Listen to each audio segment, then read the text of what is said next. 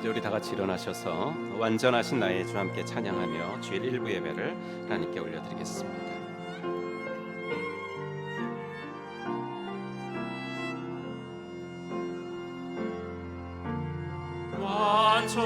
완전하신 나의 주 그의 길로 나 인도하소서. 행하신 모든 일 주님의 영광 다 경배합니다. 예배합니다. 찬양합니다.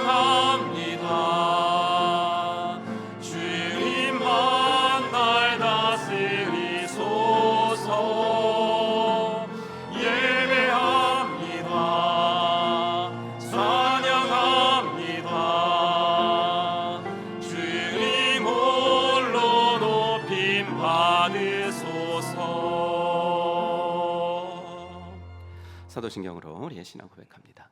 전능하사 천지를 만드신 하나님 아버지를 내가 믿사오며 그 외아들 우리 주 예수 그리스도를 믿사오니 이는 성령으로 잉태하사 동정녀 마리아에게 나시고 본디오 빌라도에게 고난을 받으사 십자가에 못 박혀 죽으시고 장사한 지 사흘 만에 죽은 자 가운데서 다시 살아나시며 하늘에 오르사 전능하신 하나님 우편에 앉아 계시다가 저리로서 산자와 죽은 자를 심판하러 오시리라.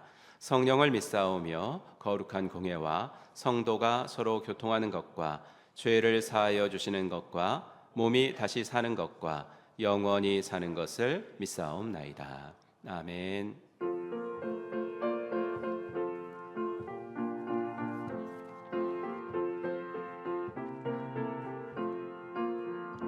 내 심정 사모하는 친구가 되시는 구주 예수님은 아름다워라. 사람 밑에 백합화요 빛나는 새벽별 주님 영원할 길 아주 없도다. 내 마음이 아플 적에 그 위로 되시며 나 외로울 때 좋은 친구라. 주는 저 산 밑에 백합 빛나는 새벽별 이 땅 위에 믿을 것이 없도다. 내 맘의 모든 염려 이 세상 보라도 주님 항상 같이 하여 주시고 시험을 당할 때에 악마의 계교를 즉시 물리치사 나를 지키네. 온 세상 날 버려도 주 예수 안 버려 끝까지 나를 돌아보시니. 주는 저 산 밑에 백합 빛나는 새벽별 이 땅 위에 믿을 것이 없도다. 내 맘을 다하여서 주님을 따르며 길이 길이 나를 사랑하리니. 물물이 두렵지 않고 창검도 겁없네. 주는 높은 산성 내 방패시라. 내 영혼 머리시는 은혜 누리고 나 친히 주를 뵙기 원하네. 주는 저 산 밑에 백합 빛나는 새벽별 이 땅 위에 믿을 것이 없도다.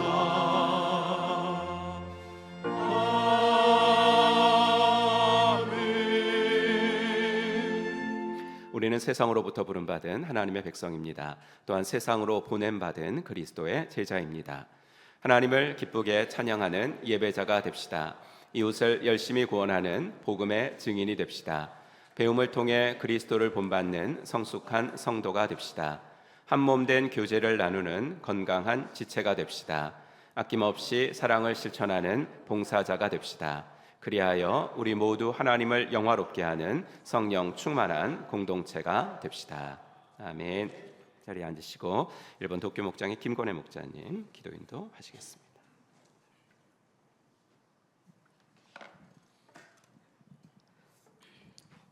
하나님 아버지, 바쁜 가운데 저희를 예배의 자리로 불러주시어 주님의 말씀을 사모할 수 있게 해주심에 감사드립니다. 한 주간도 저희는 주님과 말씀을 가까이 하지 못하고 세상의 재물과 자랑을 위해 살아왔습니다. 그런 저희를 용서하여 주옵소서. 저희의 삶이 세상의 것을 쫓는 삶이 아닌 하나님의 말씀 안에서 살아가는 삶이 되게 하여 주옵소서. 목자 컨퍼런스와 목자 수련회에 참석하는 목자님들을 위해 기도드립니다.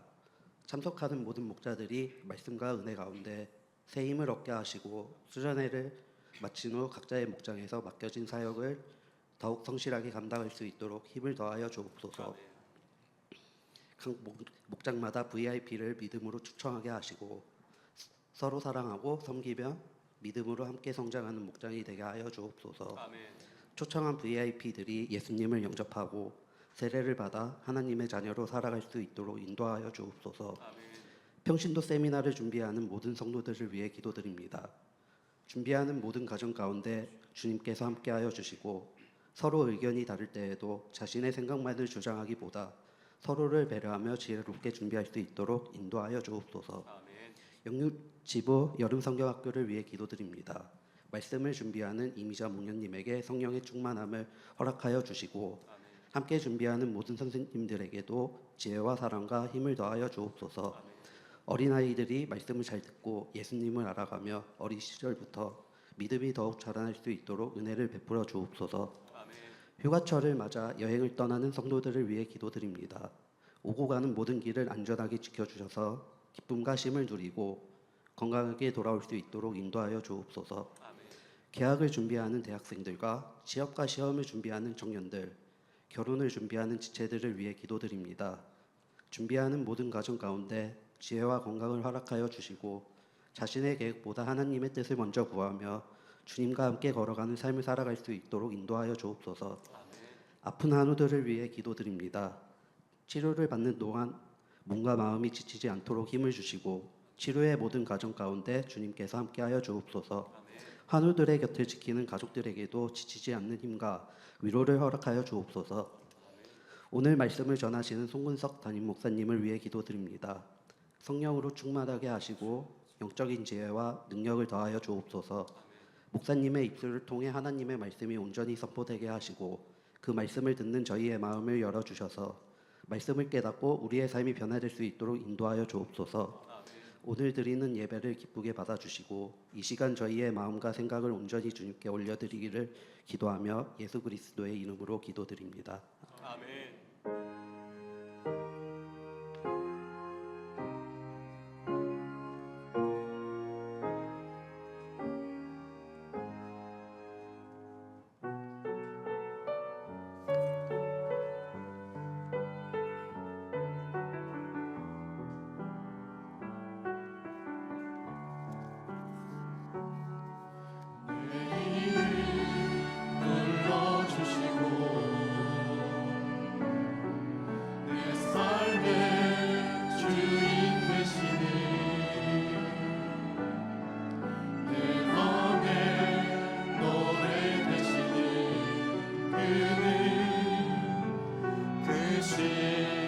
나의 예수님 내 이름 불러주시고 내 이름 불러주시고 내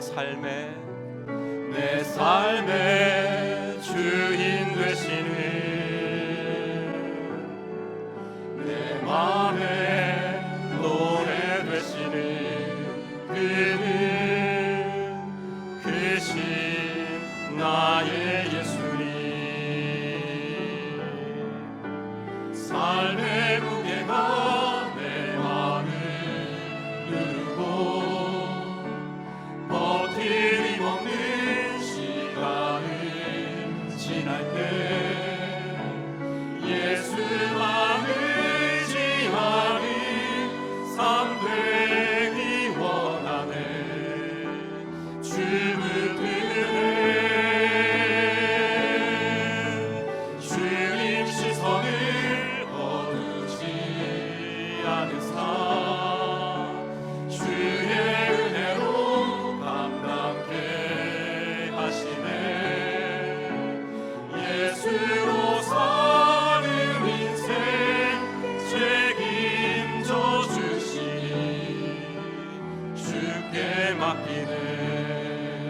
내 안에 모든 염려는 절실한 기도 되리라.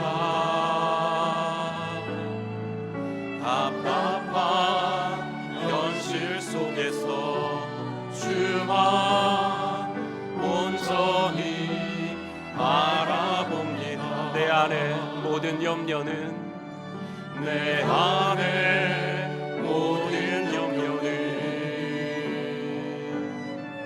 절실한 기도 되리라. 답답한 현실 속에서 주만 온전히 바라봅니다. 삶의 무게가 내 맘을 누르고 버티림 없는 시간을 지날 때 예수만 의지하는 삶 되기 원하네. 주 붙드네. 주님 시선을 거두지 않은 삶 주의 은혜로 감당케 하시네. 예수로 사는 인생 책임져 주시니 주께 맡기네. 삶의 무게가 내 맘을 누르고 버티림 없는 시간을 지날 때 예수만 의지하는 삶 되기 원하네. 주 붙드네. 주님 시선을 거두지 않은 삶 주의 은혜로 감당케 하시네. 예수로 사는 인생 책임져 주시니 주께 맡기네. 아멘. 오늘 함께 읽을 하나님 말씀은 누가복음 말씀 보도록 하겠습니다. 누가복음 5장 1절부터 11절 한 목소리로 같이 읽겠습니다. 무리가 몰려와서 하나님의 말씀을 들을새 예수는 게네사렛 호숫가에 서서 호숫가에 배 두 척이 있는 것을 보시니 어부들은 배에서 나와서 그물을 씻는지라. 예수께서 한 배에 오르시니 그 배는 시몬의 배라. 육지에서 조금 떼기를 청하시고 앉으사 배에서 무리를 가르치시더니 말씀을 마치시고 시몬에게 이르시되 깊은 데로 가서 그물을 내려 고기를 잡으라. 시몬이 대답하여 이르되 선생님, 우리들이 밤이 새도록 수고하였으되 잡은 것이 없지만은 말씀에 의지하여 내가 그물을 내리리이다 하고 그렇게 하니 고기를 잡은 것이 심히 많아 그물이 찢어지는지라. 이에 다른 배에 있는 동무들에게 손짓하여 와서 도와달라 하니 그들이 와서 두 배의 채움에 잠기게 되었더라. 시몬 베드로가 이를 보고 예수의 무릎 아래에 엎드려 이르되 주여 나를 떠나소서 나는 죄인이로소이다 하니 이는 자기와 함께 있는 모든 사람이 고기 잡힌 것으로 말미암아 놀라고 세베대의 아들로서 시몬의 동업자인 야고보와 요한도 놀랐습니다. 예수께서 시몬에게 이르시되 무서워하지 말라. 이제 후로는 내가 사람을 취하리라 하시니 그들이 배들을 육지에 대고 모든 것을 버려두고 예수를 따르니라. 아멘. 우리 찬양하면서 봉헌하는 시간 갖겠습니다. 우리 두 손 들고 이렇게 찬양합시다.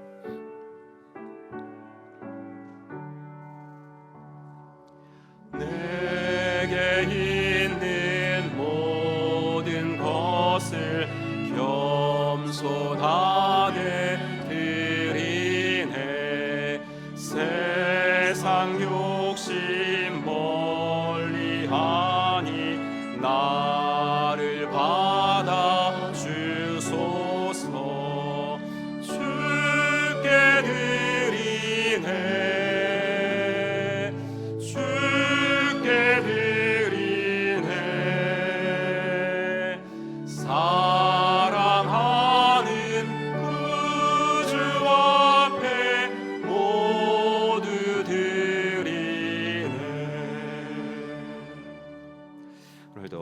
말씀 듣기 전에 우리 VIP를 위해서 기도하겠습니다. 우리 이문수 목자님의 조언, 새 목장 15분을 위해서, 이분들의 구원을 위해서 함께 기도하겠습니다. 하나님 아버지, 주님의 은혜와 사랑을 감사합니다. 오늘도 VIP를 위한 중보 기도를 주 앞에 드립니다. 에콰도르 목장의 임성구, 이미정, 김미애님, 조현아, 박용선님을 기억하여 주시옵소서. 태국 치앙라이 목장의 안인숙, 이원구, 이원성님, 이정옥, 최은정님을 기억하시고, 브라질 목장의 김정옥, 조가, 김율현, 이윤석, 최근님을 주님께서 기억하여 주시옵소서. 하나님, 우리가 이들을 위해 기도하는 동안에 이들을 섬길 기회가 열어지게 해 주셔서 여기저기서 자주 만날 수 있도록 하나님 인도하여 주시옵소서. 하나님, 우리가 이들을 찾아가 섬길 때 그의 필요가 잘 보이게 해주시고, 그의 마음이 열려서 기독교와 교회, 하나님과 신자들에 대한 편견과 오해나 선입견이 사라지게 해주시고, 이들을 붙들고 있는 어둠의 영이 예수님의 이름으로 떠나가게 하여 주시옵소서. 하나님, 이들이 우리를 만날수록 좋아하게 해주셔서 목장 초대에 응하게 하시고, 나도 믿어볼까 하는 마음이 생길 수 있도록 하나님 은혜를 더하여 주시옵소서. 이 일들을 아버지 하나 목장을 통해서 하시고, 아버지 하나 우리들의 공동체를 통하여 이 놀라운 일들을 이루어 주시옵소서. 아버지 하나님이여, 포기하지 않고 기도하게 하시고, 우리가 아버지 받은 은혜가 너무나 크오니 그 은혜의 전달자들이 되어질 수 있도록 하나님 은혜 베풀어 주시기를 간절히 원하고 소원합니다. 하나님께서 붙잡아 주시옵소서. 하나님 아버지, 주의 은혜 감사합니다. 오늘도 귀한 주일을 허락하시고 이른 아침에 주 앞에 나와 예배할 수 있게 저희들의 마음도 지켜주시고 육신의 건강도 허락하여 주신 하나님 감사합니다. 아버지 하나님, 이 시간에 주님을 만나는 시간 되어지게 하시고 주님의 음성을 듣는 귀한 시간이 되도록 인도하여 주시옵소서. 그래서 위로해 주시는 주님에게는 위로를 받게 하시고, 아버지 용기를 주시는 분에게는 용기를 받게 하셔서, 또한 내일부터 시작될 한 아버지 일주일에 아버지 하나님이 일주일을 잘 아버지 하나 살아낼 수 있도록 하나님 인도하여 주시옵소서. 하나님 아버지, 이제 주일학교 여름 사역이 다 끝나갑니다. 이제 아버지 유아부 남았는데 하나님께서 함께하여 주셔서 아버지 유아부 성경학교를 통해서 어린 자녀들의 마음속에 아버지 예수님의 말씀이 어릴 때부터 잘 박힌 목과 같이 아로새겨질 수 있도록 하나님 인도하여 주시옵소서. 아버지 하나님이여, 모든 우리들의 가정과 일터를 기억하여 주셔서 가정에는 하나님께서 아버지 주인 되시는 행복한 가정들 되어지게 하시고, 일터에는 아버지 그 일터에 꼭 필요한 사람들 되어지게 하셔서 주님께서 그 일터로 나를 파송하신 목적을 날마다 상기하며 살아갈 수 있도록 하나님 함께하여 주시옵소서. 아버지, 오늘도 귀한 헌금을 구별하여 드립니다. 이 예물이 쓰여지는 곳에 주의 영광이 드러나게 하시고, 아버지 하나님, 우리들이 가진 것 중에 주님이 주시지 않은 것은 하나도 없음을 기억하고 청지기의 심령으로 주님을 주인 삼아 살아가도록 인도하여 주시옵소서. 아버지 하나님, 환우들을 위해서 기도했사오니 하나님께서 은혜 주시고, 환우들의 마음과 그리고 아버지 특별히 아버지 환부에 주님께서 안수하여 주셔서 아버지 하나 그 아버지 하나님의 연약함들이 어서 속히 치료되어지고 아버지 하나 나아질 수 있도록 하나님 인도하여 주시옵소서. 모든 것 주께 감사드리오며 예수 그리스도의 이름으로 간절히 기도하옵나이다. 아멘. 오늘도 주의 예배에 나오신 여러분들 주님의 이름으로 환영합니다. 함께 인사하죠. 하늘 복 받으세요. 인사하겠습니다. 하늘 복 받으시기 바랍니다. 하늘 복 받으시기 바랍니다. 우리 주일학교 여름 수련회들이 거의 이제 끝나가고 있습니다. 그래서 전주에 한 것들을 이렇게 후기 영상을 보고 있는데요. 우리 싱글초원 후기 영상 좀 보고 광고 드리겠습니다.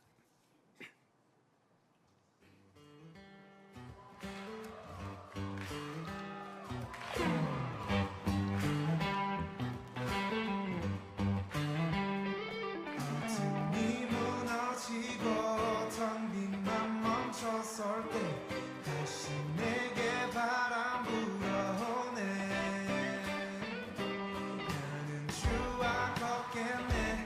주 내 맘에 계시니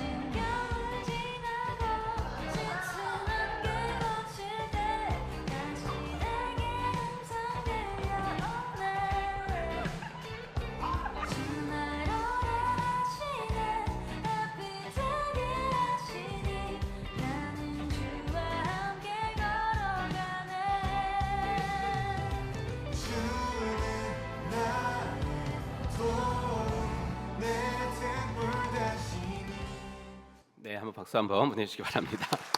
그 대천에 가서 많이 놀고 온 줄 알았는데 너무 더워가지고 실내에서만 놀다 왔나 봐요. 예, 감사드립니다.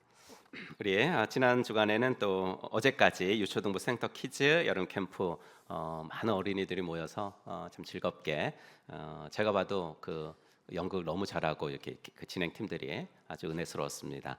청소년 목자 리트릿도 은혜 가운데 잘 마쳤습니다. 교사님들과 또 식사로 봉사해 주신 성도님들께 감사드리고요. 주일학교 여름 수련회 이제 유아부 하나 남았습니다. 여러분께서 많이 기도해 주시고 우리 유아부들 친구들이 너무 기다리고 있어요. 예, 유초등부 하는 거 거기 지금 들어가 보고 싶어가지고 너무 늦게 잡은 것 같아요.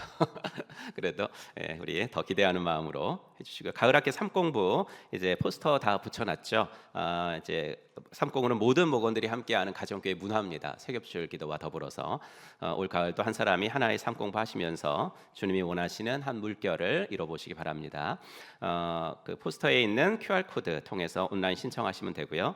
생명의 삶 9월 6일 거의 다 9월 6일 날 개강합니다. 생명의 삶 9월 6일, 일터의 삶도 9월 6일, 생명 언어의 삶 9월 6일, 말씀의 삶은 그 9월 6일, 감사의 삶은 평일에 하니까요. 9월 10일 목요일 날 특별히 이번에 김영화 목녀님 평시도 강사로 들어오셨습니다.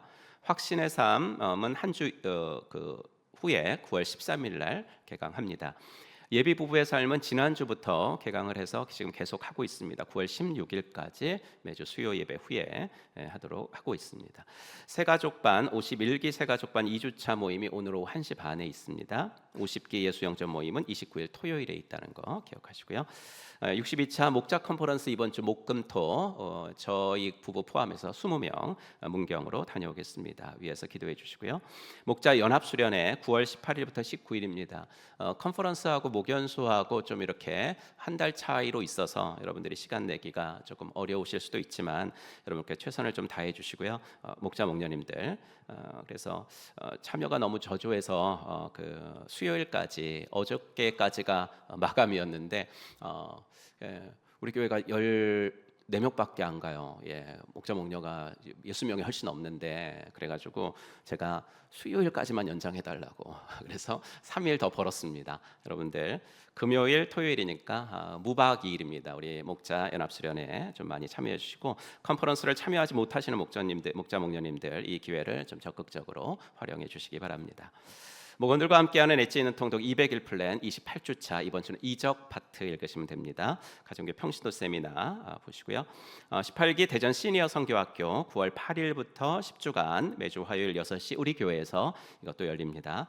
하나님 앞에서 보다 의미 있는 인생의 후반전 꿈꾸시는 분들의 많은 참여 바라고 일정표와 신청 및 등록은 게시판에 있는 거기도 이제 뭐 QR 코드라든지 전화로 하시면 되고요. 많이 그래도 지금 이거는 제 기대보다 더 많이 지금 참여하고 계십니다. 저는 우리 교회에서 우리 교회 자체 정말 우리 교회가 만든 행사는 아니니까 그래도 예배당을 빌려주면서 우리 교회가 좀 많이 참여했으면 좋겠다. 그래서 한 5명 정도 할까 그랬는데 지금 뭐 10명 훨씬 넘게 지금 그 신청을 하셔서 너무 감사드립니다. 교우 소식 최현희 성도님 양촌 제일목장 선택하셨고요. 우리 김영일 집사님 소천하셔서 장례를 잘 마쳤습니다. 오관수 목사님 가정 금주 휴가이고요. 오늘 서울 시티 미션 교회에서 진행하는 내일부터 아마 그 진행을 할 것 같습니다. 이 교회에서 진행하는 국토 기도 대장정 대전 현충원서부터 서울까지 이제 걸어서 이렇게 쭉 일주일 동안 가는 그런 거 있잖아요.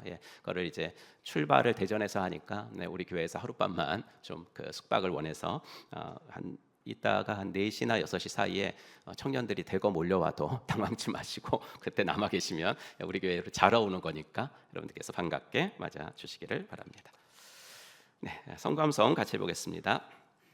지난주 성구함성 시작.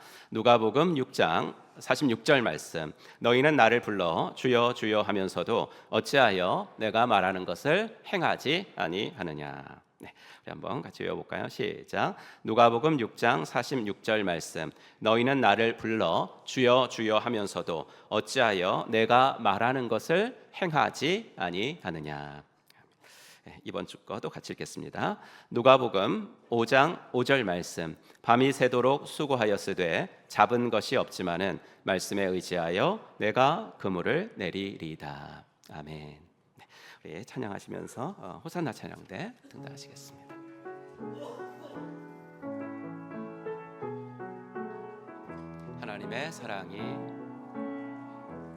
하나님의 사랑이 당신의 삶 가운데 가득하기를 축복합니다. 하나님의 은혜가 우리 가운데 가득하길 기도합니다.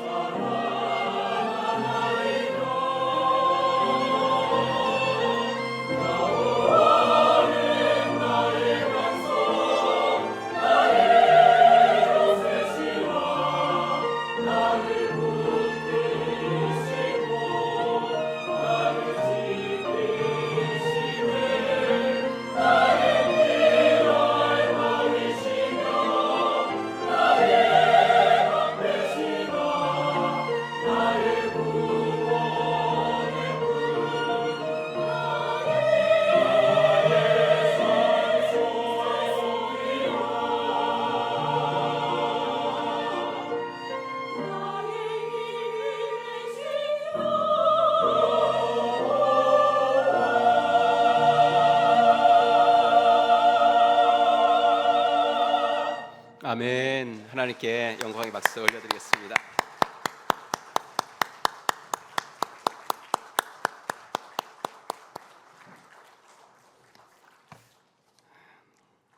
네, 그리고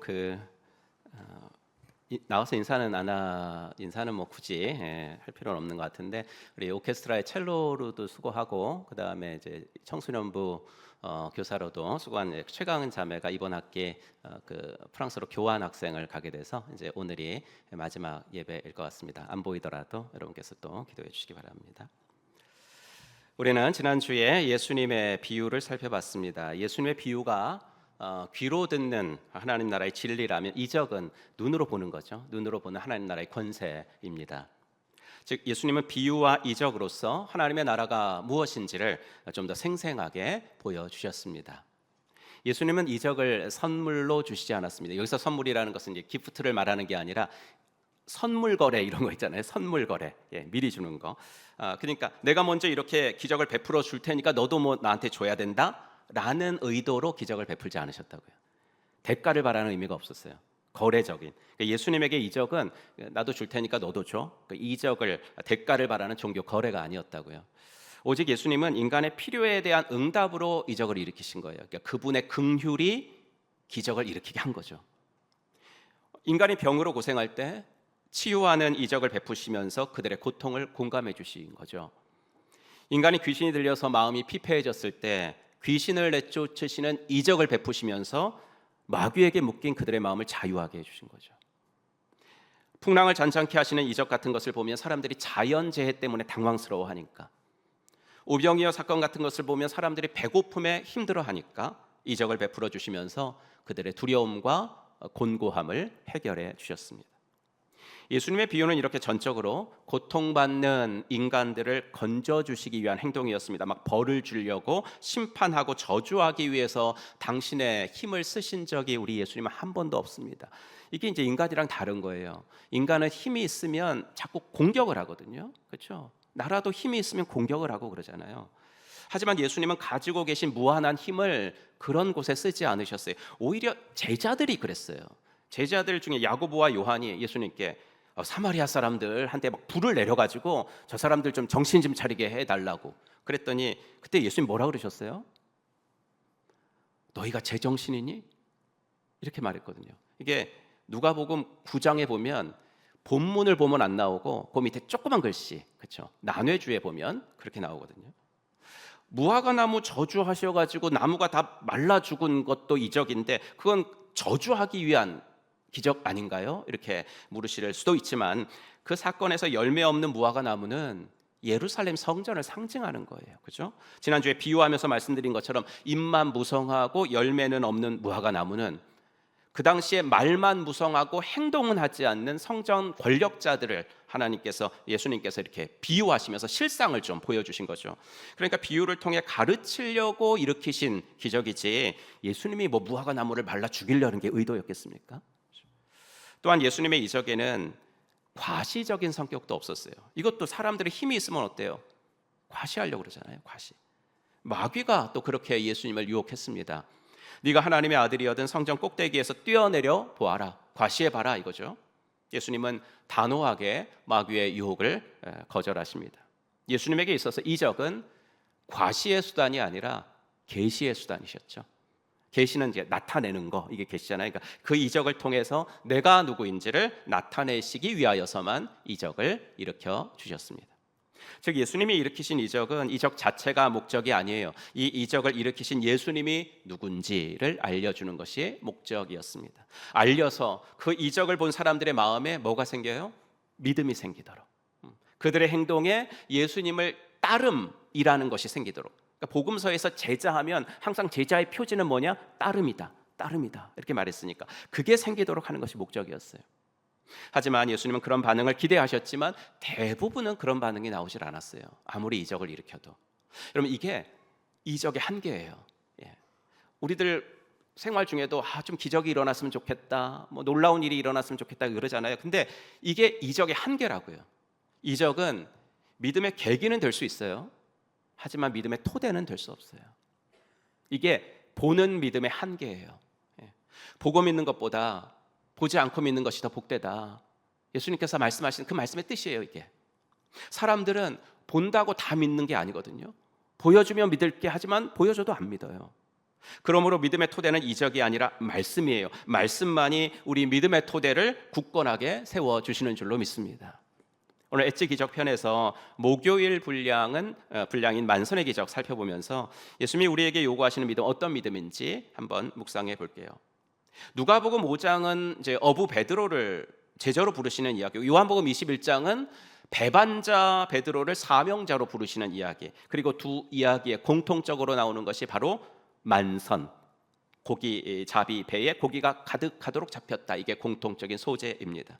그런데 그게 중요한 것이 아니라 그 만선 사건이 어떻게 일어났는가. 오늘 설교 제목처럼 그 만선은 다 만남을 통해서 이루어졌다 이거예요. 예수님을 베드로가 만날 때 만선의 기적이 이루어졌다라는 것이 두 본문의 공통점입니다. 10월에 결혼하는 싱글들이 이제 두 커플이 있고요. 11월에 한 커플이 있어가지고 요새는 이제 주일날, 수요일 계속해서 예비 부부의 삶을 하고 있습니다.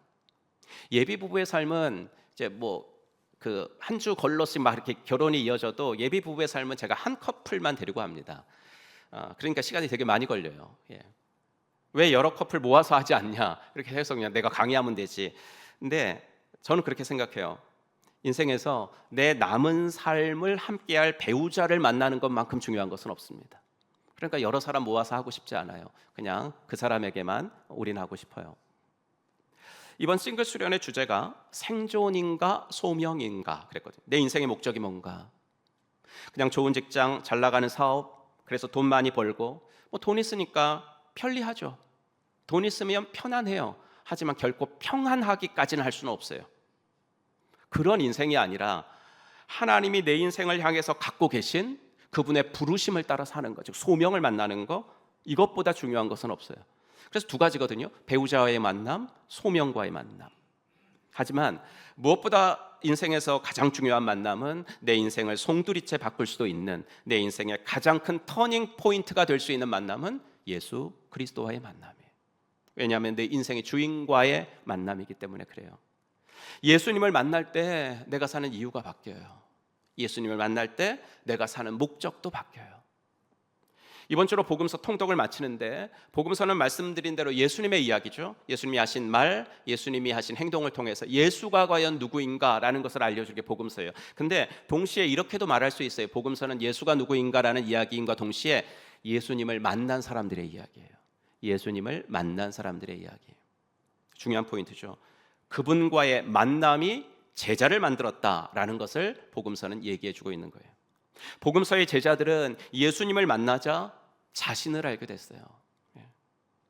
제가 몇 번씩 알려드리는 이 책, 내가 누구인지 이제 알았습니다. 내가 누구인지 이제 알았습니다. 이런 책, 이 내가 누구인지 진정으로 아는 길은 예수님을 만나는 길밖에 없어요. 예수님을 만나면 이분이 내 인생의 주인이시고 내 장래까지 알고 계시고 그러니 내 삶을 완전하게 주장하실 수 있는 분이라는 것을 알게 됩니다. 그래서 예수님을 만나면 마음이 평안해지는 거예요. 왜냐하면 인간은 늘 불안할 수밖에 없거든요. 그 불안한 이유가 뭐냐면 나의 내일을 모르기 때문에 그래요. 내가 나의 내일을 완벽하게 알 수 있다면 뭐가 그래 불안하겠어요? 하지만 예수님은 나의 내일을 아신다고요. 그런 분을 내 인생의 주인으로 모시기로 결정을 하니까 두려움이나 조급함, 불안, 걱정이 점점 사라지고 마음이 평안해지는 거죠. 지식이 아니에요. 지식이 아니라 만남이 제자를 만드는 거예요. 베드로가 어부에서 제자로 부름받는 장면은 다른 복음서에서는 딱 한 줄 처리가 됐는데 이 누가복음만 11절이나 할애를 하고 있어요. 누가복음 5장 1절을 보시면 무리가 몰려와서 하나님의 말씀을 들을세 이렇게 나오죠. 즉 베드로가 어부에서 제자로 부름받는 그 현장에 베드로만 있었어요? 아니요, 무리가 있었어요. 그러니까 예수님의 말씀은 거기 있는 많은 사람들이 다 들었다는 거죠. 하지만 그 무리가 다 제자가 되지는 않았다 이겁니다. 무리들은 예수님의 주옥 같은 말씀을 귀 기울여 들었지만 제자가 되지는 못했어요. 무슨 말입니까? 말씀을 경청한다고 제자가 되는 게 아니라는 거예요. 들은 말씀을 잘 이해한다고 해서 제자가 되는 게 아니라는 거예요. 주님의 말씀은 듣고 이해하는 데서 그치지 않고 순종하는 데까지 가야 된다 이거죠. 그래야 제자가 된다고. 듣고 이해하고 마지막으로 순종하는 데까지 가는 것, 그것만이 저와 여러분들이 더 이상 무리로 남지 않는 길이에요. 더 이상 무리로 남지 않는 길. 그때도 그렇고 이 시대도 그렇고 순종에 관심이 없이 말씀을 배우려고 하는 사람이 많아요. 순종에 관심은 하나도 없는데 말씀만 배우고 싶어 해요. 누가복음 5장 전에도 무슨 얘기가 나오냐면 온갖 병자들을 고치시니라. 그게 이제 누가복음 5장 전달락이고 그 전달락은 뭐냐면 더러운 귀신 들린 사람을 고치시는 거. 이게 전달락이에요. 그러니까 당시 사람들은 예수님의 이런 능력만 보고서 호기심을 가져가지고 예수님 말씀에도 관심을 보인 거거든요. 하지만 순종에는 관심이 없었어요. 그랬기 때문에 그들이 보인 말씀의 관심도 진정한 관심은 아니었거든요. 바로 그 현장에 밤새도록 고기를 잡지 못한 베드로가 있었어요. 예수님은 베드로의 그날 밤의 모든 수고가 실패로 돌아갔을 때 그의 배에 오르시죠. 베드로는 밤새 수고했지만 작은 고기 한 마리도 잡지를 못했어요. 밤새껏 금을 던졌으니까 얼마나 힘들었겠어요, 여러분. 근데 힘든 것보다 저는 그렇게 생각해요. 고기 한가득 안고 돌아올 남편을 기다리는 아내 생각이 났겠고, 우리 아빠가 오늘 고기를 한가득 잡아올 거야 라는 그 자식들 생각이 나면서 얼마나 허탈하고 속상했겠어요. 그 속상하고 허탈한 텅 빈 마음으로 고기 한 마리 없는 텅 빈 배, 그리고 밤새껏 던진 금을 손질하는 베드로를 예수님은 찾아오시죠. 이것이 그날의 베드로의 상황이었어요. 예수님은 그의 배에서 말씀을 전하신 후에 시몬에게 깊은 데로 가서 그물을 내려봐라 라고 하십니다. 목수가 어부에게 하는 말이죠. 고기 잡는 것이라면 이력이 난 어부에게 목수가 훈수를 두고 있어요. 아니, 어부가 아니더라도 고기는 어두운 밤에 이제 어선의 밝은 불빛 보고서 이제 고기들이 몰려오는 거 아닙니까? 그렇죠? 그리고 고기는 너무 깊은 수심에서는 더 잘 안 잡힌다라는 거, 이거는 상식입니다. 그러니 밤이 지난 아침에 그리고 깊은 곳에 그물을 내려보라는 예수님의 훈수는 전혀 도움도 되지 않을 뿐더러 때와 상식 그리고 어떤 것에도 맞지 않는 그런 무리한 요구였어요. 아니, 맞지 않는 요구일 뿐만 아니라 실패와 허탈, 낙심에 찬 베드로에게는 이 말씀이 참 불편했죠. 그리고 듣기 좀 거북하고. 하지만 바로 이 말씀은 베드로를 어부에서 제자로 만드시는 예수님의 초청이었습니다. 깊은 데로 가서 그물을 내려봐라. 그의 생각에도 안 맞고 경험에도 맞지 않는 말씀을 하심으로써 시몬 베드로를 믿음으로 초대하시는 그분의 말씀이었어요. 단순히 이렇게 한번 해봐. 이 요구 하나 던진 것이 아니라 어부에서 제자로 믿음으로 초대하고 계시는 말씀이었다고요. 베드로는 처음 그 말씀을 들었을 때 반신 많이 했을 것 같아요. 나는 도무지 어부 행색은 아닌 사람이, 그렇다고 막 농담을 하거나 사람들 골탕을 먹일 사람처럼은 보이지 않는 분이 도무지 이해가 되지 않는 말을 하니까 이걸 해야 돼 말아야 돼, 망설였겠죠. 하지만 결국 그렇게 하기로 결심했어요. 이유가 5장 5절인데 한번 같이 읽어볼까요? 시작. 선생님, 우리들이 밤이 새도록 수고하였으되 잡은 것이 없지만 말씀에 의지하여 내가 그물을 내리이리이다 하고. 그럼 만약에 예수님이 그냥 갑자기 그 현장에 나타나셔가지고 그런 말씀을 하셨다면 베드로는 어땠을까요? 당연히 무시했죠. 당연히 무시했어요. 갑자기 그냥 나타나셔서 깊은 데로 이렇게 하면 당연히 무시했을 거예요. 하지만 방금 전까지 베드로는 뭐 했어요? 말씀 들었잖아요. 말씀을. 더군다나 자기의 그 텅 빈 배를 예수님의 이런 강대상으로 내드렸잖아요. 거기서 말씀 전해주셨으니까. 이 상황이 바로 말씀에 의지하여 라는 말 속에 들어가 있는 뜻이에요. 말씀에 의지하여. 계속해서 말씀을 들었을 때 베드로의 마음에는 잔잔한 감동이 일어났을 거라고요. 그래서 마지막 순간에 예수님이 하시는 그 명령, 깊은 데로 가서 그물을 내려라, 이 말씀이 거부하기는 힘든 그런 말씀으로 좀 다가왔을 것 같아요. 하지만 그렇다고 해서 전적으로 또 기쁜 순종은 아니었을 거예요. 이것도 말씀에 의지하여라는 말 속에 들어가 있는 함의예요. 그러니까 고기 잡는 어부로 한평생 살아온 내 경험, 내 지식으로는 도무지 납득이 안 되는데, 그래도 내가 쭉 말씀을 이렇게 쭉 들어보니까 당신이 그렇게 허튼 말 할 사람은 같지는 않아 보이니까 말씀에 의지하여 내가 당신 말대로 한번 해보기는 하겠습니다 라는 거거든요. 즉 베드로의 행동은 썩 내키지는 않는 행동이었다고요. 근데 여러분, 그 내키지 않은 행동에 비해서는 너무나도 놀라운 기적이 일어났다고요. 그 작은 순종, 그 내키지 않는 순종이 가져온 결과는 상상할 수 없을 정도로 컸다고요. 베드로 자신의 배는 물론 동료의 배까지 만선을 이루었다고요. 여러분, 우리는 여기서 주님이 원하시는 순종이 뭔지를 알 수가 있어요. 주님이 원하시는 순종은 성공 가능성이 있기 때문에 순종하는 것이 아니라 언제나 오르신 주님의 말씀이기 때문에 순종하는 거예요. 형편과 상황이 허락되기 때문에 순종하는 것이 아니라 말씀하신 분이 상황의 주인이시기 때문에 순종하는 거예요. 많은 그리스도인들이 주님을 사랑하지 않아서 순종하지 않는 것이 아님을 저는 알아요. 그분이 주님을 사랑하지 않기 때문에 순종을 안 하려고 하는구나, 이건 아니에요. 성도들이 주님이 주시는 부르심에 순종하지 않는 건 거의 다 상황 때문에 그래요. 그러니까 내 지금 형편이 안 돼요, 목사님. 내 지금 상황이 순종할 상황, 이거 할 상황은 아니에요. 하지만 그 상황 역시 주님이 주관하신다고요. 그 상황의 주인이 하나님이심을 인정하고 순종하면 하나님은 그 일을 할 수 있는 여건으로 내 상황을 만들어 주신다고요. 이걸 경험해야 믿음이 자라요. 이걸 체험해야 신앙생활이 재밌어져요. 여러분 기억하십시오. 작은 순종으로 큰 불신앙을 몰아낼 때 주님 역사하십니다.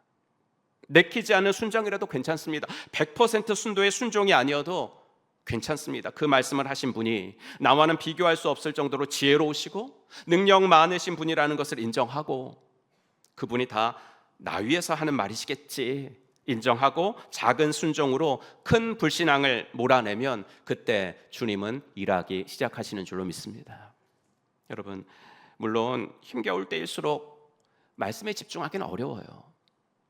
우리를 힘들게 하는 상황과 환경, 이게 그리 만만치가 않잖아요. 상황과 환경에 함몰되지 말아야지 하면서도 잘 안 돼요. 기도해야 한다는 거 아는데 잘 안 되고, 말씀 봐야 되는 거 한다는 거 아는데 잘 안 돼요. 하지만 분명한 건 뭐냐면 바로 그때가 말씀에 가장 귀 기울여야 할 때라는 건 맞는 거예요. 그때가 개인적으로 말씀을 더 많이 읽어야 될 때고, 그때가 어느 때보다도 설교에 더 귀를 기울여야 할 때고, 그때가 무엇보다도 목장에서는 목원들과 삶 공부에서는 다른 성도들과 함께 말씀을 나누는 자리를 더 일부러 찾아갈 때라고요. 언제가요? 그때가.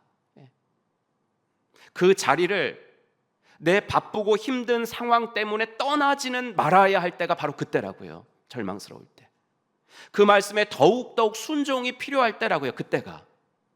그러면 주님이 주시는 놀라운 응답을 우리는 그 자리에서 경험하게 되는 겁니다. 도무지 설명이 안 되는 만선의 기적 앞에서 베드로는 신적 위험을 느낍니다. 그래서 바로 예수님의 발 아래 엎드려서 자신이 죄인임을 고백을 하고 예수님을 선생해서 드디어 주님으로 퀴리오스라고 부르죠. 왜 불렀을까요 그렇게? 아니, 전날 밤에는 하나도 못 잡았거든요. 근데 그날 새벽에는 잡았어요. 그리고 어디로 가서 한번 던져보라 그대로 됐거든요. 그러니까 전날 밤과 오늘 새벽 바닷속 고깃대의 방향까지도 아는 분이시라면 이분은 바다는 물론 내 인생까지도 주관하신 분이 분명하지 않는가. 그렇죠. 여러분, 하나님을 만난 사람들은 다 그분을 주님으로 고백했어요. 베드로만이 아니죠. 구약 성경에 나오는 아브라함도 모세도 욥도 다 전지전능하신 하나님을 만났을 때 그들은 당신은 내 인생의 주인입니다, 이 고백을 했거든요. 베드로가 만선의 기적을 체험한 후에 예수님 발 아래 엎드려 예수님을 주님이라고 부를 때 베드로의 그 텅 빈 배는 성소가 됐어요. 그때 그 텅 빈 배는요, 그냥 한낱 고기 잡는 배가 아니었어요. 그게 아니라 베드로를 변화시키려고 그의 인생에 찾아오신 예수님을 그가 만나는 성소가 됐다고요. 베드로에게 실패처럼 보인 그 텅 빈 배는 앞으로 그가 사랑하고 의지하며 살아갈 평생의 구주를 만나는 은혜의 성소가 되었다는 거예요. 여러분, 2000년이 지나서 우리가 지금 이 얘기를 읽어요. 그날 이 사건을 경험한 베드로뿐만 아니라 이 기록을 읽는 오고 오는 세대의 수많은 성도들에게 예수님 무슨 말씀을 좀 해주고 싶으셔가지고 이런 기적을 일으키셨을까요? 그건 하나죠. 실패의 자리에서 주님을 만나라 이거예요. 실패의 자리에서 주님을 만나라. 실패의 자리가 곧 절망의 자리가 아니라 그 자리에서도 주님을 만나면 그 자리는 성공을 넘어서서 은혜의 자리가 될 수 있다. 고기 많이 잡았다는 것이 중요한 것이 아니에요. 만선이 중요한 게 아니라 만남이 중요하다고요. 만남이. 여러분, 그날 베드로만이 이 은혜를 받은 게 아니잖아요. 야고보와 요한도 그 현장을 보고 예수님의 제자로 부름받는 큰 전환점을 맞게 됩니다. 이게 무슨 말이냐면 한 사람의 순종이 그 사람은 물론이고 다른 사람까지 주님을 경험하게 하는 통로가 된다 이거예요. 나의 순종을 통해서 다른 사람도 예수님이 얼마나 좋으신 분이신지를 체험하게 되는 디딤돌이 된다는 거예요. 저는 여러분들의 인생이 그런 인생 되기를 주의 이름으로 축복합니다. 그날 만선의 기적보다 더 중요한 것이 만남의 은혜였다라는 건 그냥 설교자들이 추론하는 것이 아니라 베드로가 보인 행동을 보고 우린 충분히 파악할 수 있어요. 11절, 그들이 배들을 육지에 대고 모든 것을 버려두고 예수를 따르니라. 여러분, 고기가 한 마리도 안 잡혔어요. 예. 그럴 때 예수님이 그냥 그래 따라와, 그게 더 쉬웠을 것 같아요. 그렇죠? 근데 지금은 뭐예요? 모든 것을 버려두고 예수님을 따라한 그 상황이 뭐냐면 베드로 자신의 어부 생활에서 가장 큰 성공을 거뒀을 때 그때 따르라 이 말씀을 하니까 그 쉬웠겠어요? 이처럼 많은 고기를 한꺼번에 잡은 적은 자기 인생에 없어요. 근데 그 모든 고기를 버려두고 떠나요. 왜요? 지금 베드로에게 주님보다 더 소중한 분은 없었기 때문에, 주님을 따르는 것보다 더 기묘한 일이 이것보다는 없었기 때문에, 그분의 부르심에 순종하는 것보다 더 시급한 일은 없었기 때문에 모든 걸 버려두고 떠나죠. 이처럼 주님과의 만남은 베드로 그의 인생에서 너무나도 중요한 포인트가 됐어요. 직업만 바뀐 것이 아니라 인생의 주인이 바뀌었죠. 빈배가 만선이 됐고 어부에서 제자로 바뀌었고 예수님이 그에게 있어서 선생에서 주인으로 바뀌었습니다. 여러분, 이게 회심이에요. 그래서 누가복음 5장에 나오는 만선의 기적보다 더 큰 기적은 고기 많이 잡은 게 그게 기적이 아니라 베드로가 회심했다는 거. 베드로가 회심했다는 거. 한 사람이 주님을 만나고 세례를 받는 건 그래서 우연히 되는 일이 아니라 하나님이 일으키시는 기적의 사건이에요. 이 베드로의 회심 이야기랑 너무 비슷한 사건이 요한복음 끝장에 딱 나오면서 이제 사복음서가 대단원의 막을 내리죠. 그런데 이 얘기를 하려면 예수님이 돌아가시기 전에 베드로의 행보를 조금 말씀드려야 될 것 같아요. 예수님을 그렇게 드라마틱하게 만나고 모든 것을 버려두고 예수님을 따라 나선 베드로답게 그는 아주 열정에 충만한 3년을 살았습니다. 예수님이 제자들에게 너희는 나를 누구라고 생각하냐? 라고 물으실 때 가장 먼저 정답을 말한 사람도 베드로죠. 하나님의 그리스도십니다. 이렇게. 하지만 예수님이 고난받는 그리스도라는 것은 알지 못했죠. 주님이 가신 십자가의 길을 우리도 걸어가야 된다, 이건까지는 몰랐어요. 그래서 베드로는 어디든 주를 따르겠다고, 주님이 죽으시지만 안 되지만 설령 죽으신다면 죽는 데까지 나는 함께 가겠다고 장담을 했지만 정작 십자가를 지시러 체포되어 가시는 그날 밤 그저 멀찍이서만 주님을 따라갔어요. 여차하면 도망갈 수 있는 거리를 유지하면서 결국 대제사장 집의 여종 앞에서 나는 그런 사람은 알지도 못합니다 라고 부인을 하죠. 근데 이런 베드로의 배반전에 뭐가 있었죠? 예수님의 중보기도가 있었어요. 그게 22장에 나오죠. 같이 읽어보겠습니다. 그러나 내가 너를 위하여 내 믿음이 떨어지지 않기를 기도하였노니 너는 돌이킨 후에 내 형제를 굳게 하라. 예수님은 베드로가 당신을 부인할 것을 이미 알고 계셨어요. 하지만 그 배반이 그의 인생의 실패로 끝나지 않도록 그때부터 기도해주고 계셨어요. 그리고 그 중보기도의 결과로 베드로가 결국은 회개하고 돌이킬 것도 아셨고, 그 돌이킴이 그저 베드로 개인의 회복이 아니라 베드로 주위의 형제들을 굳게 세워줄 것이라는 것도 아셨습니다. 그러니까 이런 마음으로 기도하셨을 것 같아요. 너 나를 처음으로 만날 때 너만 따른 거 아니지 않니? 그날 네가 내 말에 순종함을 통해서 네 옆에 있는 야고보와 요한도 함께 나를 따랐었잖아. 시몬아, 너에게는 그런 사명이 있어. 누군가를 세워주고 하나님께 이끌어주는 사명이 너한테는 있어. 비록 나를 배반하기는 하겠지만 내가 너를 포기하지 않는 이상 너는 실패하지 않을 거야. 주님은 그런 마음으로 베드로를 위해 기도하셨고 베드로와의 재회를 위해서 갈릴리 바닷가를 다시 찾아가시죠. 요한복음 21장. 그 후에 예수께서 디베랴 호수에서 또 제자들에게 자기를 나타내셨느니라. 디베랴, 갈릴리의 다른 말이에요. 또 나타나셨다고 하니까 부활하신 후에 이제 세 번째 나타나신 거예요. 세 번째. 예수님이 십자가 처형을 받으시고 제자들은 각자 도생하러 뿔뿔이 흩어졌습니다. 베드로 포함해서 7명의 제자들이 물고기 잡으러 자기들의 옛날 생업의 터전이었던 갈릴리 호수로 돌아온 거예요. 사람을 낚는 데 사용했던 3년의 시간들을 뒤로 하고 다시 어부로 돌아간 거죠. 예수님 믿기 전으로 돌아간 거예요. 예수님은 그런 그들을 다시 찾아가세요. 처음 베드로를 부르시던 때처럼 고기 잡는 현장으로 찾아가세요. 공교롭게도 그날도 예수님을 처음 만난 날처럼 밤새 수고했는데 아무것도 못 잡았어요. 예수님의 제자로 살았던 3년, 예수님과는 안타깝게도 전혀 다른 꿈을 꾸었기 때문에 그들은 자신들의 3년은 실패했다고 생각을 했습니다. 3년 허비했구나 생각을 했죠. 그 시간에 어부로서 고기나 많이 잡아가지고 돈이나 많이 벌었었으면 좋았을 텐데 뭐 이런 생각도 했을 수 있어요. 자기들은 제자로서도 실패하고 생업에서도 실패했네 우리는, 이렇게 생각했겠죠. 그런 마음으로 밤새껏 그물을 던져요. 그날 고기가 그래도 많이 잡혔다면 희망은 좀 있었을 거예요. 와, 역시 바다는 날 실망시키지 않아. 바다는 날 실망시키지 않아. 하지만 그들의 영적인 실패는요, 그날 밤 삶의 실패로까지 이어져요. 한 마리도 못 잡았어요. 그 실패의 자리, 바로 그 자리에 예수님이 베드로를 다시 찾아오세요. 처음 부르시던 때처럼 제자들의 모든 수고가 실패로 돌아갔을 때 예수님이 찾아오시죠. 여러분, 예수님이 생전에 이런 말씀하셨었어요. 나는 포도나무요, 너희는 가지라. 그가 내 안에, 내가 그 안에 거하면 사람이 열매를 많이 맺나니, 그 다음 말이 뭐예요? 나를 떠나서는 너희가 아무것도 할 수 없어. 예수님은 그날 밤 그들의 마음에 내가 이 말 해줬었는데 그게 생각이 났었으면 좋겠다, 이런 생각을 하셨을 것 같아요. 예수님을 떠나서는 아무것도 할 수 없구나. 그게 깨달아지면서 우리들이 지금부터 할 일은 고기잡이가 아니지 않을까? 고기잡이가 아닌데 우리가 왜 돌아왔을까? 이 삶의 현장으로 이 생각을 하기를 간절히 바라셨을 것 같아요. 그날 밤도 그들의 배는 텅 비어 있었습니다. 그 텅 빈 배는 너희가 할 일은 이제 고기잡이가 아니라는 것을 보여주신 거예요.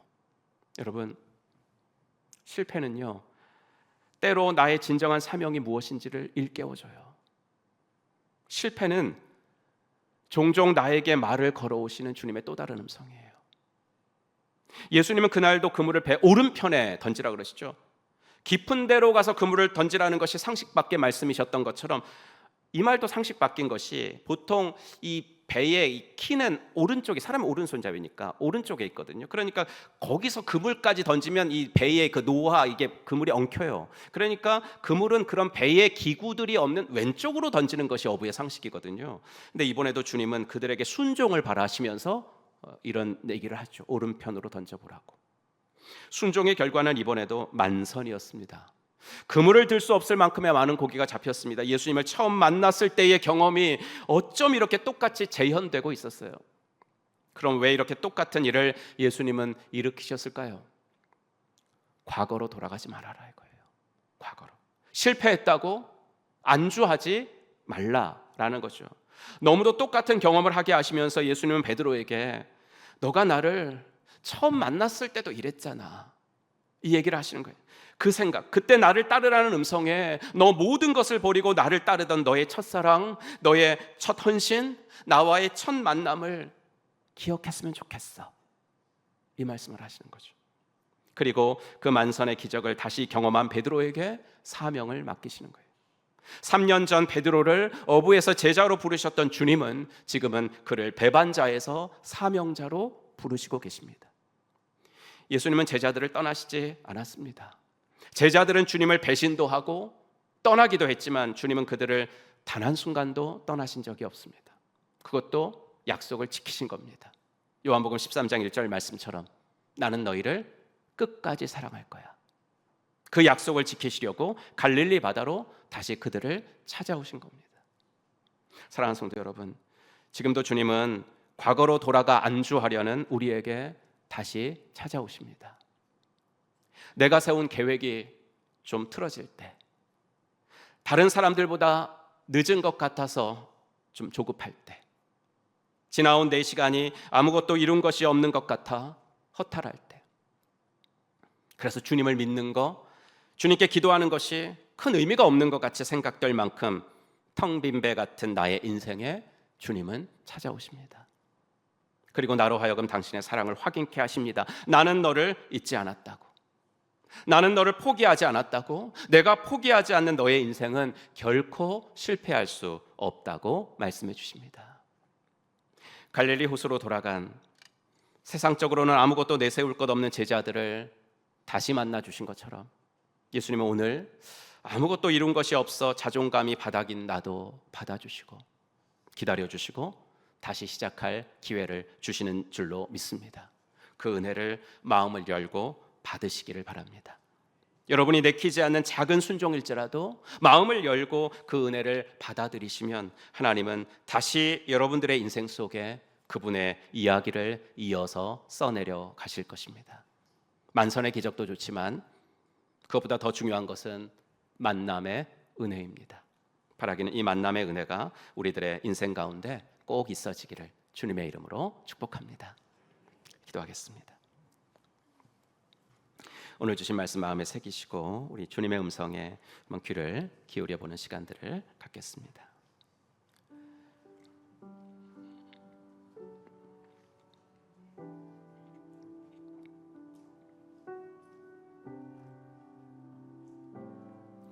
베드로는 밤새 수고했지만 아무것도 잡지 못한 텅 빈 배의 상태에서 예수님을 만났어요. 현재 나의 삶의 영역 중에서 마치 베드로의 배처럼 노력해도 성과가 없어 허탈하고 비어있는 부분은 어디인가요? 그 실패의 자리가 오히려 나를 만나는 성소가 될 수 있단다, 이렇게 말씀하시진 않는지. 베드로는 자신의 경험과 상식에 맞지 않았음에도 말씀에 의지하여 그물을 내리는 작은 순종을 보였습니다. 요즘 나의 삶 속에서 내 생각이나 형편으로는 선뜻 내키지 않지만 주님이 말씀하시기에 순종해야 되지 않을까? 이런 부분은 무엇인가요? 그 작은 순종 가운데 내가 역사한단다, 이렇게 말씀하시진 않는지. 베드로는 2배 가득 고기가 잡히는 대성공을 거두었지만 물고기에 집착하지 않고 주님을 따랐어요. 우리는 종종 주님 그분 자체보다 주님이 주실 만선에 더 마음을 빼앗길 때가 있습니다. 나는 네가 결과를 얻기 위한 간절함보다는 나와의 인격적인 만남에 더 간절함을 두었으면 좋겠어, 이렇게 말씀하시지 않는지. 이 시간 오늘 주신 말씀을 마음에 새기면서 침묵 가운데 주님의 음성에 한번 귀를 기울여 보겠습니다.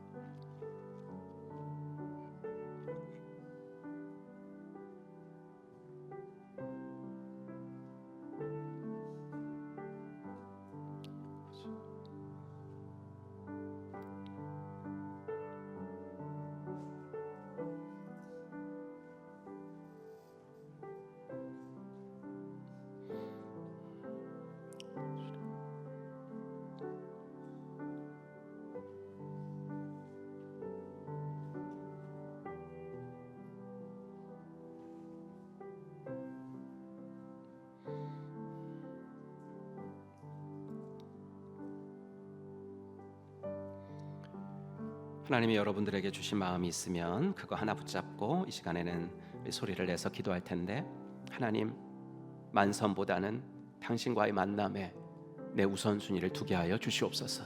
우리 이 시간에 통성으로 주님 앞에 기도합시다. 하나님 아버지, 주님의 은혜 감사합니다.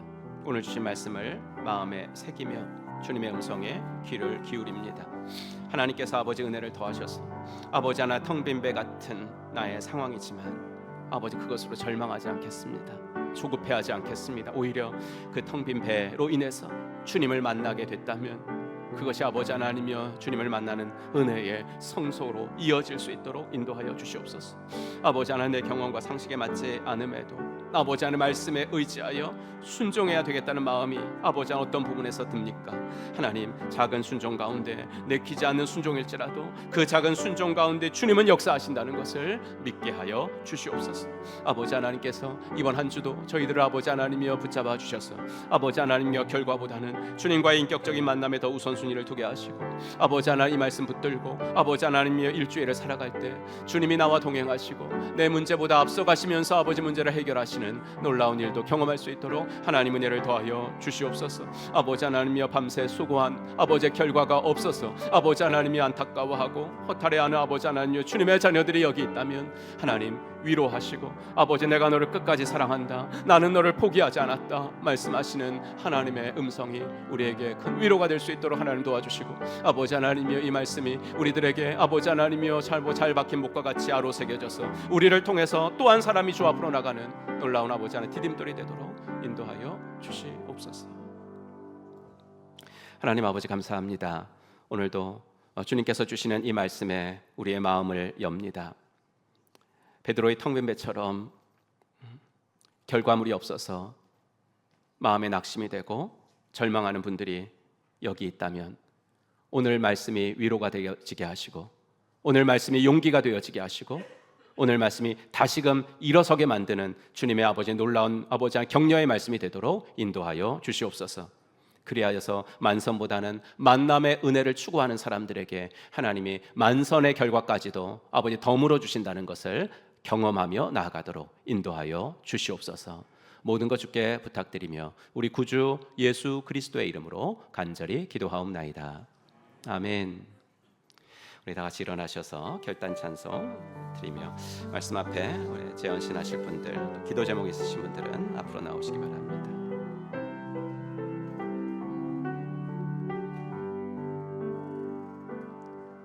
내가 주인 삼은 모든 것 내려놓고 내 주 되신 주 앞에 나가 내가 사랑했던 모든 것 내려놓고 주님만 사랑해. 내가 주인 삼은 모든 것 내려놓고 내 주 되신 주 앞에 나가 내가 사랑했던 모든 것 내려놓고 주님만 사랑해. 주 사랑 거친 풍랑에도 깊은 바다처럼 나를 잠잠케 해. 주 사랑 내 영혼의 반석 그 사랑 위에 두 손 들고 주 찬양합니다. 주 사랑 주 사랑 거친 풍랑에도 깊은 바다처럼 나를 잠잠케 해. 주 사랑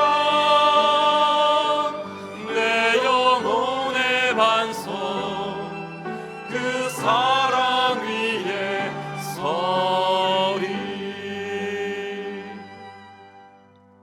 이제는 허물과 죄로 영 죽었던 우리들을 십자가 구속으로 다시 살려주신 우리 구주 예수 그리스도의 은혜와 아들을 이 땅에 보내주신 하나님의 지극하신 사랑과 성령 하나님의 감화, 감동, 위로 충만하심이 텅 빈 배처럼 절망의 상황 속에 서지만 만선보다는 만남의 은혜를 구하며 주님께 더 가까이 나아가기로 마음속에 다짐하고 돌아가는 사랑받는 당신의 자녀분들 머리 위에 이제로부터 영원토록 함께 있을지어다.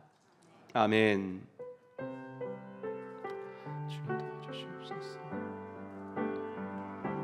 주 사랑